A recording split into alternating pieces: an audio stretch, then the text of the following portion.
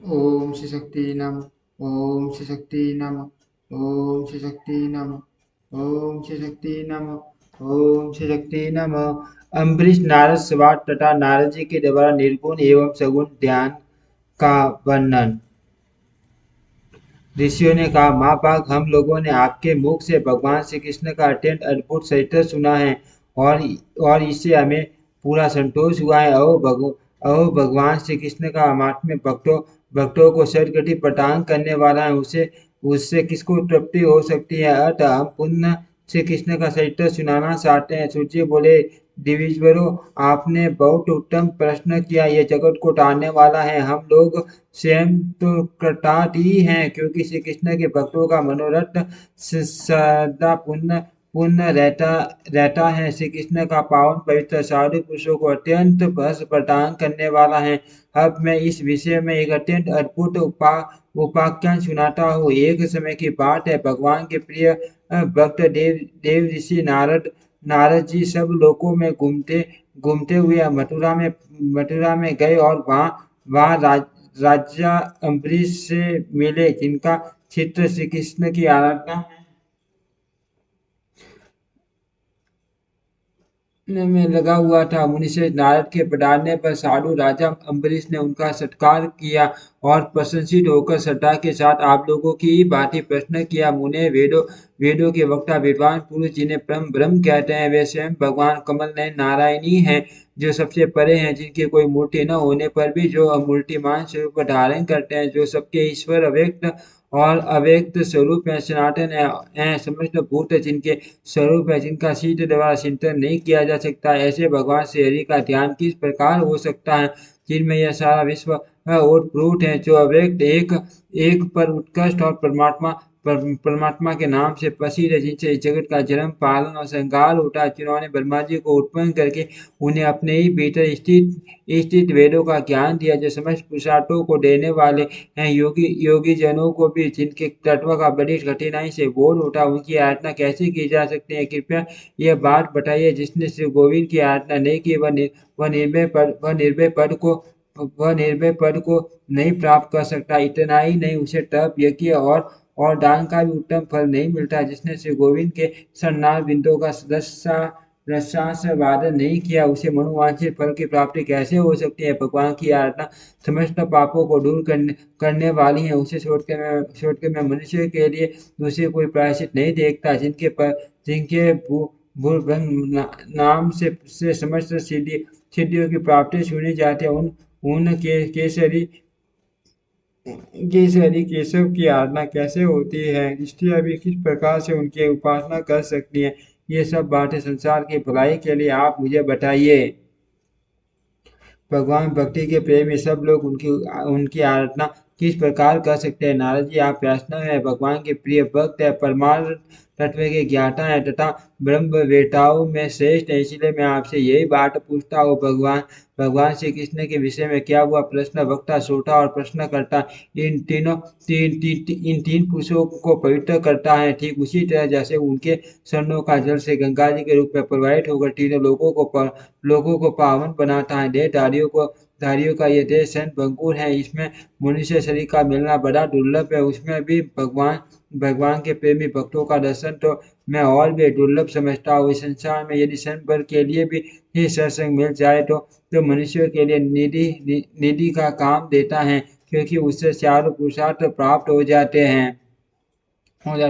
भगवान आपकी यात्रा संपूर्ण प्राणियों का मंगल करने के लिए होती है। जैसे माता पिता का प्रत्येक विधान बालकों के हित के लिए ही होता है, उसी प्रकार भगवान के पथ पर चलने वाले संत महात्माओं की हर एक क्रिया जगत के जीवों का कल्याण करने के लिए ही होती है। देवताओं का चित्र प्राणियों के लिए कभी दुख का कारण होता है और कभी सुख का, किंतु आप जैसे भगवत प्राण साधु पुरुषों का प्रत्येक कार्य जीवों के सुख का ही साधक होता है। जो देवताओं की जैसी सेवा करता है, देवता भी उन्हें उसी प्रकार सुख पहुंचाने की चेष्टा करते हैं। जैसा जैसे साया सदा शरीर के साथ ही रहते हैं, उसी प्रकार देवता भी कर्मों के साथ रहते हैं। जैसा कर्म होता है वैसी ही सहायता उनसे प्राप्त होती है, किंतु साधु पुरुष स्वभाव से दिनों पर त्याग करने वाले होते हैं। इसलिए भगवान, मुझे वैष्णव धर्मों का उपदेश कीजिए, जिससे वेदों का स्वाध्याय का फल प्राप्त होता है। नारद जी ने कहा, राजन आपने बहुत उत्तम प्रश्न किया है। भगवान श्री कृष्ण भक्त भक्त हो और एकमात्र लक्ष्मीपति का सेवन ही परम धर्म है, इस बात को जानते जानते हो। जिन पुरुष जिन जिन विष्णु की आराधना करने जिन विष्णु की आराधना करने पर समस्त विश्व की आराधना हो जाती है, तथा जिन सर्वदेव देव में से हरि के संतुष्ट हो जाने पर सारा जगत संतुष्ट हो जाता है, जिनके स्मरण मात्र से पाठकों की सेना तत्काल थरा उठती है, वे भगवान श्री नारायणी सेवन के योग्य हैं। राजन, सब और मृत्यु से घिरा हुआ कौन ऐसा मनुष्य होगा जो अपने इंद्रियों के सकुशल रहते हुए श्री मुकुंदन के सरनाथ बिंदु का सेवन न करे। भगवान तो ऋषि और देवताओं के भी आराध्य देव हैं। भगवान के नाम और लीलाओं का सेवन, उनका नियंत्रण पाठ, श्री हरि के स्वरूप का ध्यान, उनका आदर तथा उनकी भक्ति का अनुमोदन है। ये सब मनुष्य को तत्काल पवित्र कर देते हैं। वीर भगवान उत्तम धर्म स्वरूप हैं। वे विश्व द्रोहियों को भी पावन बना देते हैं। कारण कार्य आदि के जो भी कारण है, भगवान उनके भी कारण है, किंतु उनका कोई कारण नहीं है। वे योगी हैं। जगत के जीव उन्हीं के स्वरूप है। संपूर्ण जगत ही उनका उनका स्वरूप है। श्री हरि अनुव्रत कस स्थूल निर्गुण गुणवान मान अजन्मा तथा जन्म मृत्यु से परे हैं। उनका सदा ही ध्यान करना से, सत्पुरुषों के संग से कीर्तन करने योग्य भगवान श्री कृष्ण की निर्मल कथाएं सुनने को मिलती हैं, जो आत्मा मन तथा कानों को अत्यंत सरस एवं मधुर जान पड़ती है। भगवान भाव से हृदय के वे प्रगाढ़ प्रेम से प्राप्त होते हैं। इस बात को आप स्वयं भी जानते हो, तथापि आपके गौरव का ख्याल ख्याल करके संसार के हित के लिए मैं कुछ भी निवेदन करूंगा, जिसे परम ब्रह्म कहते हैं, जो पुरुष से परे और सर्वोत्कृष्ट है, तथा जिसकी माया से ही इस संपूर्ण जगत की सत्ता प्रतीत होती है। वह तत्व भगवान अच्युत ही है। वे भक्ति पूर्वक पूजित होने पर सभी मनोवांछित वस्तुएं प्रदान करते हैं। राजन, जो मनुष्य मन वाणी और क्रिया से भगवान की आराधना में लगे हैं, उनके व्रत नियम बतलाया हुए, इससे आपको प्रसन्नता होगी। अहिंसा, सत्य, अस्तेय, चोरी न करना तथा निष्कपट भाव से रहना, ये भगवान की प्रसन्नता के लिए मानसिक व्रत कहे गए हैं। नरेश्वर, दिन में एक बार भोजन करना, रात्रि में उपवास करना और बिना मांगे जो अपने आप प्राप्त हो जाए उसी अन्न का उपयोग करना, यह पुरुषों के लिए कायिक व्रत बताया गया है। वेदों का स्वाध्याय, श्री विष्णु के नाम एवं लीलाओं का कीर्तन तथा सत्य भाषण करना एवं चुगली न करना, यह वाणी से संपन्न होने वाला व्रत कहा गया है। चक्रधारी भगवान विष्णु के नामों का सदा और सर्वत्र कीर्तन करना चाहिए। वे नित्य शुद्धि करने वाले हैं, अतः उनके कीर्तन में कभी अपवित्रता आती ही नहीं। वन और आश्रम संबंधी आचारों का विधिवत पालन करने वाले पुरुष के द्वारा परम पुरुष श्री विष्णु के समय आराधना होती है। यह मार्ग भगवान को संतुष्ट करने वाला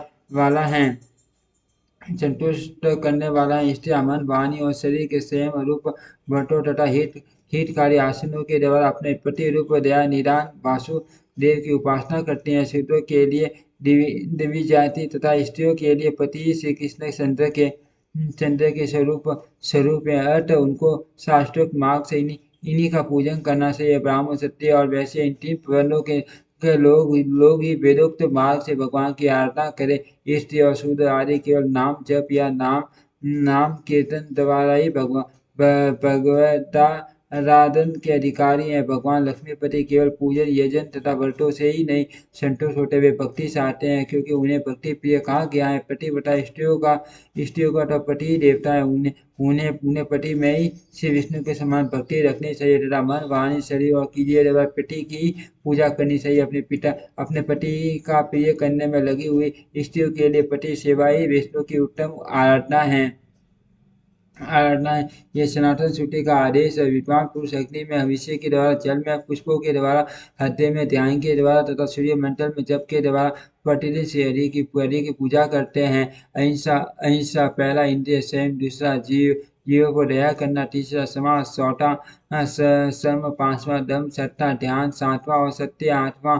पुष्प, इन पुष्पों के द्वारा भगवान श्री कृष्ण संतुष्ट होते हैं। नरश्रेष्ठ, अन्य पुष्प तो पूजा के बड़ा अंग है। भगवान ऊपरी पुष्पों से ही प्रसन्न होते हैं, क्योंकि वे भक्ति के प्रेमी हैं। जल, वरुण देवता देवता का प्रिय पुष्प है। घी, दूध दूध और दही चंद्रमा की पुष्प है।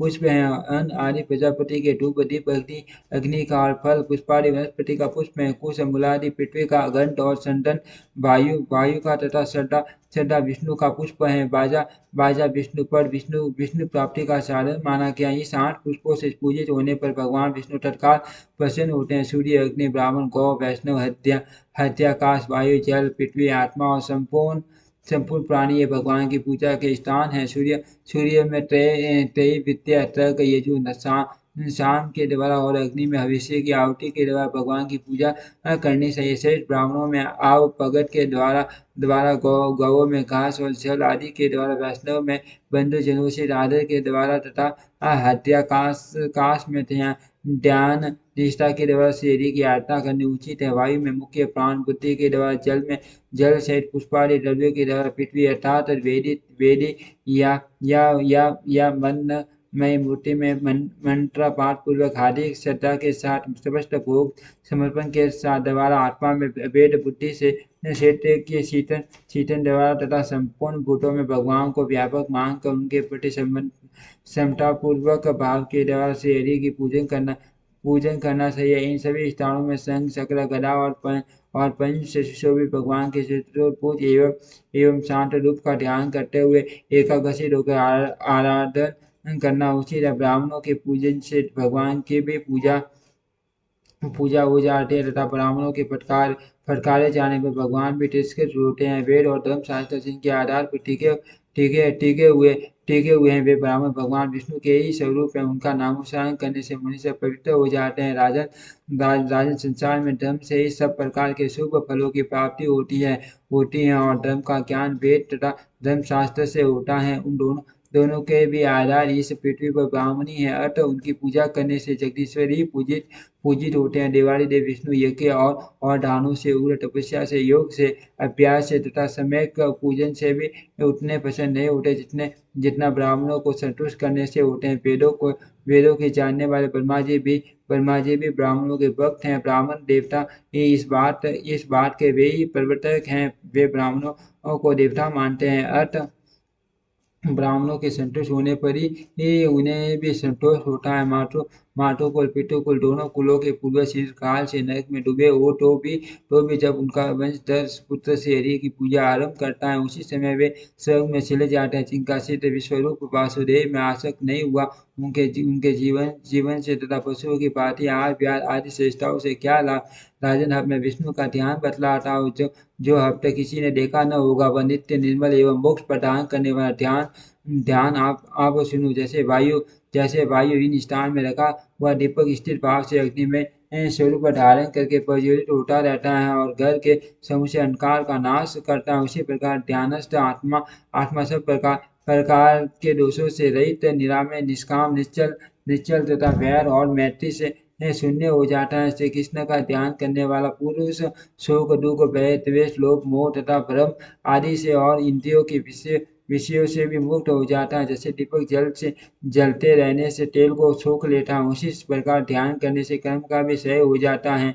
मानव भगवान शंकर आदि ने ध्यान 2 प्रकार का बतलाया है, निर्गुण और सगुण। उनमें प्रथम अर्थात निर्गुण ध्यान का वर्णन सुनो। जो लोग योग शास्त्रों के नियमादि साधनों के द्वारा परमात्मा साक्षात्कार का प्रयत्न कर रहे हैं, वे सदा ध्यान प्रायण होकर केवल ज्ञान दृष्टि से परमात्मा का दर्शन करते हैं। परमात्मा हाथ और पैर से रहित तो भी वह सब कुछ ग्रहण करता और सर्वत्र जाता है। मुख के बिना ही भोजन करता और नाक के बिना ही सूंघता है। उसके कान नहीं तथा भी वह सब कुछ सुनता है। वह सबका साक्षी और इस जगत का स्वामी, रूपहीन होकर भी रूप से संपन्न हो 500 इंद्रियों के वशीभूत हुआ सब प्रतीत होता है। वह समस्त लोकों का प्राण है। संपूर्ण सरासर जगत के प्राणी उनकी पूजा करते हैं। बिना जीव के ही ये वह सब कुछ वेद शास्त्रों के अनुकूल बोलता है। उसके तपसा नहीं तथा वे वशीत उष्ण आदि सब प्रकार के स्पर्श का अनुभव करता है। सत्ता और आनंद उसके स्वरूप में। वह जितेंद्रिय, एक रूप, आश्रय भी, निर्गुण, ममता रहित, व्यापक, सगुण, निर्मल, ओजस्वी, सबको वश में करने वाला, सब कुछ देने वाला सब कुछ देने वाला और सर्वज्ञों में श्रेष्ठ है, वह सर्वत्र व्यापक एवं सर्वमय है। इस प्रकार जो अन्य बुद्धि से उस सर्वमय ब्रह्म का ध्यान करता है, वह निराकार एवं अमृत तुल्य ब्रह्म पद को प्राप्त होता है। मम मते हब मैं द्वितीय अर्थात सगुण का ध्यान